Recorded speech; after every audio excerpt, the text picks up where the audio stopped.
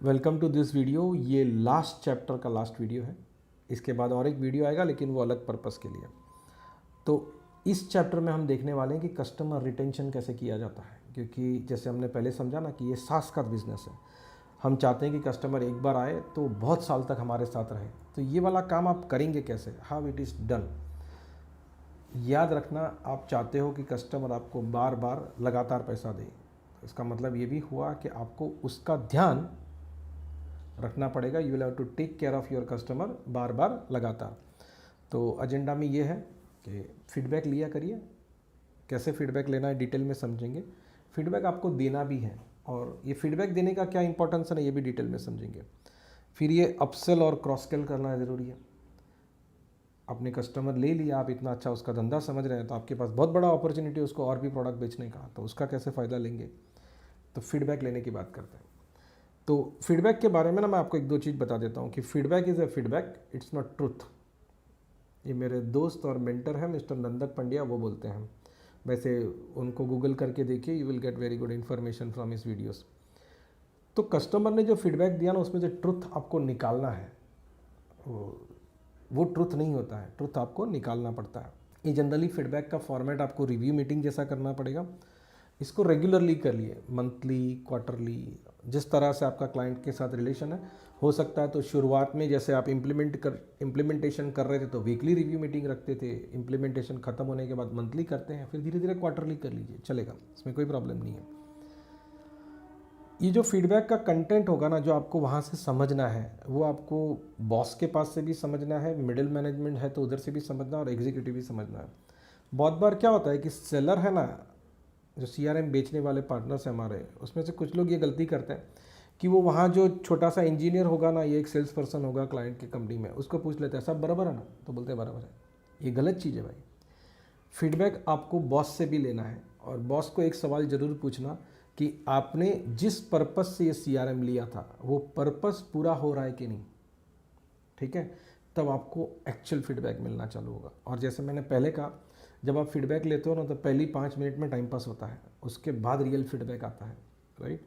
और वापस बोलता हूँ, मेहरबानी करके फीडबैक का फॉर्म मत बना डालना। It's not formality, it's actual work to be done.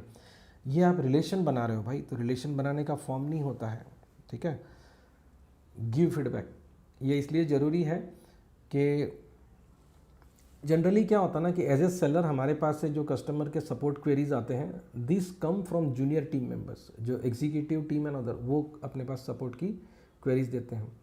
तो वो लोग क्या बताएंगे कि भाई कोटेशन में हमारा ये नंबर का फॉर्मेट ऐसा कर दो, या मेरा ये रिपोर्ट नहीं निकलता है, या फिर वो ये बताएंगे कि भाई हमारा इस तरह से एंट्री होता ना तो उसमें टाइम लगा था कभी, या मुझे ये सेटिंग चेंज करके दो, या ये रिपोर्ट बनाने में मदद कर दो। इस तरह की क्वेरीज आएगी, ठीक है। लेकिन उनके यहाँ CRM का यूजेज कहाँ गलत जा रहा है और जो पर्पस से लिया गया था वो पर्पस सर्व हो रहा है कि नहीं हो रहा है, इसकी क्वेरी कभी भी वहाँ से नहीं आती है। ये मेरा अनुभव है, पिछले 14 साल में कभी वो क्वेरी बॉस के पास से, कस्टमर के पास से नहीं आती है।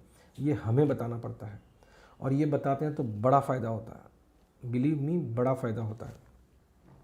तो अब फीडबैक देते हैं ना तो उसमें ये ज़रूरी है कि आप उसको टॉप वाला व्यू दें। जैसे इसके पहले वाले चैप्टर में आपने सीखा था कि ऑडिट कैसे करते हैं, ठीक है। तो यही वो चीज़ है और वो रेगुलरली कर ले। आप महीने में एक बार करिए, 3 महीने में एक बार करिए, लेकिन क्लाइंट से इंटरेक्ट रखिए।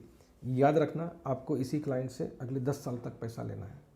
आप वैल्यू नहीं डिलीवर करेंगे तो ये जागीरदारी तो है नहीं कि भाई एक बार बेचा और ज़िंदगी भर पैसा मिलता रहे।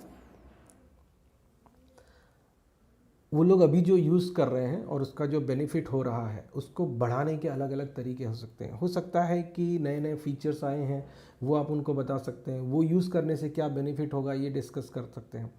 याद रहे, हमेशा बेनिफिट डिस्कस करना है, फिर फीचर बताना है। खाली आप फीचर बता दो और ये सोचो कि कस्टमर अपने आप ढूंढ लेगा कि क्या बेनिफिट है, तो गलत है।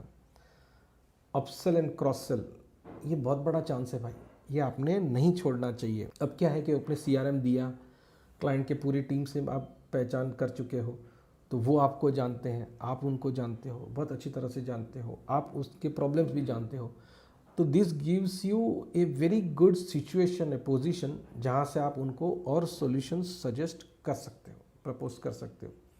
तो ये है ना बहुत बड़ा मौका है अपसेल का। मतलब इसका मतलब ये हुआ कि अगले आने वाले बहुत सारे साल तक आप सिर्फ CRM से ही नहीं अपने दूसरे सॉल्यूशन से भी पैसा कमा सकते हो। तो ये अपसेल क्रॉस सेल छोड़ने जैसा नहीं है, ये बहुत इंपॉर्टेंट है। अच्छा, मैं एक ऑब्जर्वेशन बताता हूँ जो बहुत से लोगों ने रिसर्च भी किया इस चीज़ के ऊपर, कि जो एफर्ट होता है ना कोई भी चीज़ सेल्स करने में, पहली बार सेल्स करने में, उसमें से 80% एफर्ट इसलिए होता है कि भाई मेरे से खरीदना, 20% एफर्ट इसलिए होता है कि ये प्रोडक्ट खरीदना। मैं सॉल्यूशन सेलिंग की बात कर रहा हूँ। अब क्योंकि ये आपका कस्टमर है, मतलब 80% तो एफर्ट हो चुका है आपका पहले से। तो आप नया प्रोडक्ट जब भी लेके जाओगे ना या नया सॉल्यूशन प्रपोज करोगे तो आपको एफर्ट बहुत कम करना है। मेन तो खेल ही ये है ना सेल धंधा करने में कि भाई आपका जितना कम एफर्ट में आप कितना ज़्यादा फ़ायदा ले सकते हैं, उतना अच्छा धंधा चलेगा। तो क्रॉस सेल और अपसेल करने का चांस छोड़ना नहीं। अगले वीडियो में हम मिलेंगे जब हम लोग तीनों जन, मतलब मैं लिमेश पारेख, तौफिक पटेल और लॉरेंस निकोलस, तीनों जन ने ये वाला सेल्स कोर्स में जो हमने आपके लिए वीडियो बनाए थे, all 3 of us have some final message for you. See you soon. वो वाला वीडियो देखना जरूर और हमको फीडबैक भी देना कि आपको लगा कैसा। बहुत जल्दी मिलते हैं। Thank you very much for watching.